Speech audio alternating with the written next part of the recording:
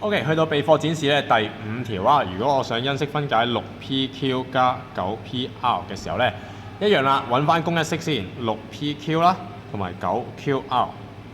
好，6同9就用3去除咯喎，3、2如6係咪？咁啊 pq 照寫，3、3歸9，咁啊 qr 啦。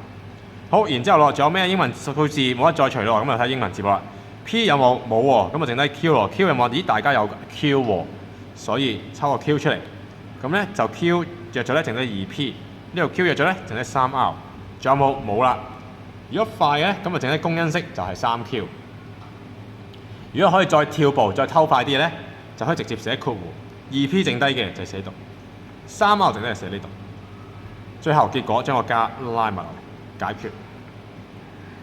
呢個就會係第5條答案。